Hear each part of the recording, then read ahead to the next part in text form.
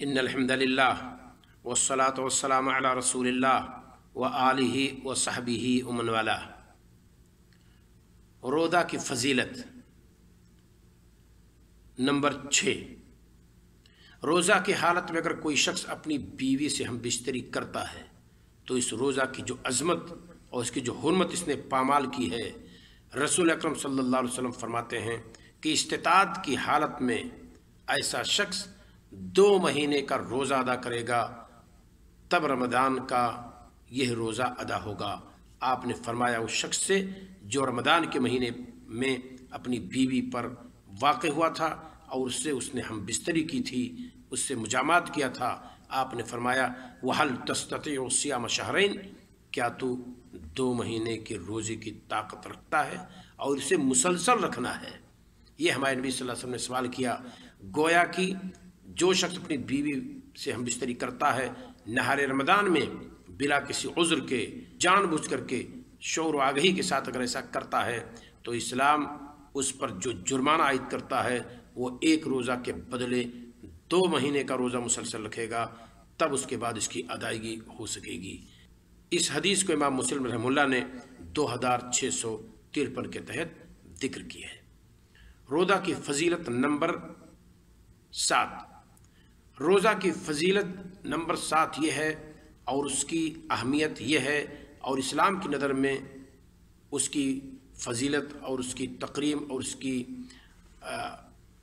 اسلام کی نظر میں روزہ کی فضیلت یہ ہے اور اس کی اہمیت یہ ہے کہ اللہ کے رسول صلی اللہ علیہ وسلم فرماتے ہیں کہ 1 روزہ جس شخص نے توڑ دیا اور اسے غلام آزاد کرنے کی طاقت اس کے اندر نہیں ہے، 2 مہینے کا روزہ مسلسل رکھنے کی طاقت نہیں ہے، تو 60 مسکین کو کھانا کھلانے کا جرمانہ اس پر اسلام عائد کرتا ہے۔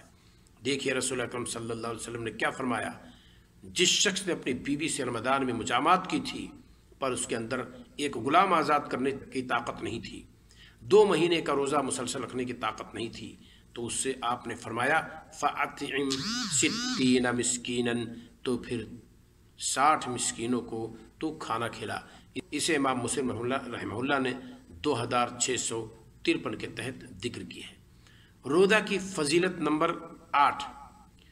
نذر کا روزہ اگر کسی پر ہے اور وہ مر جاتا ہے تو اس کے اولیاء اس کی طرف سے اسے ادا کریں گے، کیونکہ یہ اس پر قرض ہے اللہ رب العالمین کی طرف سے۔ ایک صحابیہ نے پوچھا یا ایک شخص صحابی نے پوچھا نبی کریم صلی اللہ علیہ وسلم سے کہ میرا ایک قریبی مر گیا ہے اور اس پر روزہ تھا، تو کیا میں اسے ادا کر دوں تو ہو جائے گا؟ اللہ کے رسول صلی اللہ علیہ وسلم نے مثال دی کہ اگر کسی انسان کا قرض ہوتا اس پر تو آپ نہیں ادا کرتے؟ انہوں نے کہا ہاں بالکل، کیوں نہیں ادا کرتے؟ آپ صلی اللہ علیہ وسلم نے فرمایا فَدَيْنُ اللَّهِ أَحَقُّ بِالْقَضَاءِ، تو اللہ تعالیٰ کا یہ قرض کہیں زیادہ اس لائق ہے کہ اسے ادا کیا جائے۔ اسے امام مسلم رحمہ اللہ نے 2749 اور 2752 کے تحت ذکر کی ہے۔ یہ روزہ کی فضیلت کی 8ویں وجہ ہے۔ روزہ کی فضیلت نمبر 9۔ روزہ دار کو روزہ کے احترام میں چاہیے کہ اگر کوئی شخص اس سے لڑے جھگڑے تو وہ کہہ دے انی صائم، میں روزہ دار ہوں۔ اللہ کے رسول صلی اللہ علیہ وسلم فرماتے ہیں فلا یرفس ولا یجہل، حالت روزہ میں بےہودہ گوئی نہ کرے اور نہ ہی جہالت کی باتیں کرے۔ اس سے ہمارے نبی صلی اللہ علیہ وسلم نے روکا ہے۔ امام مسلم رحمہ اللہ 2759 کے تحت اسے ذکر کرتے ہیں۔ تو یہ روزہ کی فضیلت نمبر 9 ہے۔ روزہ کی فضیلت نمبر 10۔ روزہ ایک ایسی عبادت ہے جو بغیر اخلاص کے ممکن ہی نہیں ہے۔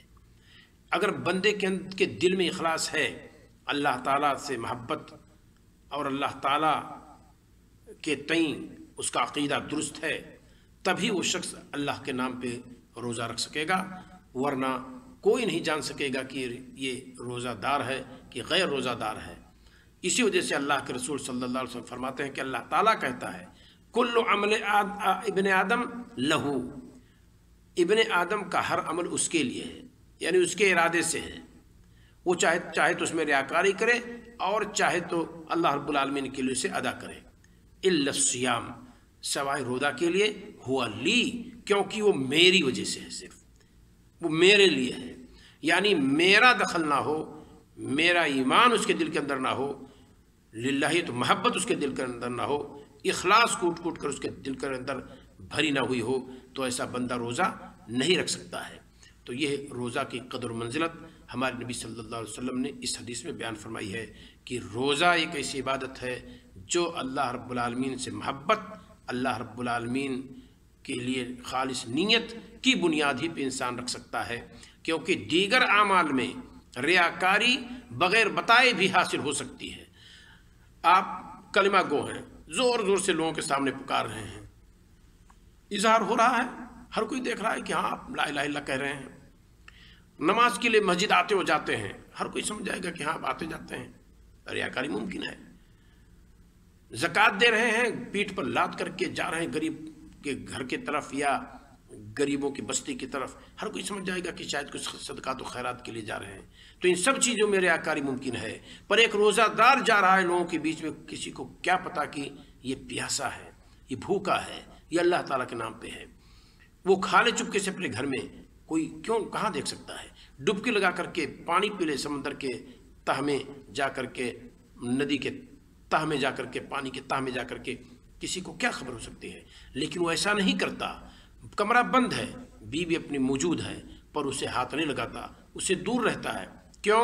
کیونکہ اپنے روزے کی قدر کرتا ہے، کھانا گھر کے اندر موجود ہے، انواع اقسام کے کھانے موجود ہیں، پر اسے ہاتھ نہیں لگاتا، کیوں؟ کیونکہ اس کے دل کے اندر ایمان موجود ہے، اللہ تعالیٰ کے تئیں اسے یہ معلوم ہے کہ اللہ رب العالمین دیکھ رہا ہے، تو وہ بندہ کھانے پینے کی چیزوں کو ہاتھ نہیں لگاتا، نہار رمضان میں بیوی کو ہاتھ نہیں لگاتا، اس کا مطلب کہ اللہ رب العالمین کی وجہ سے وہ روزہ رکھ رہا ہے۔ اسی وجہ سے اللہ کے رسول صلی اللہ علیہ وسلم نے فرمایا کہ اللہ تعالیٰ کہتا ہے ہوا لی، کہ وہ میری وجہ سے ہے اور میرے لیے ہے۔ تو یہ روزہ کی 10ویں فضیلت ہے۔ اللہ رب العالمین ہمیں اور آپ کو رمضان کی قدر و منزلت کو پہچاننے کی توفیق عطا فرمائے۔ السلام علیکم ورحمۃ اللہ وبرکاتہ۔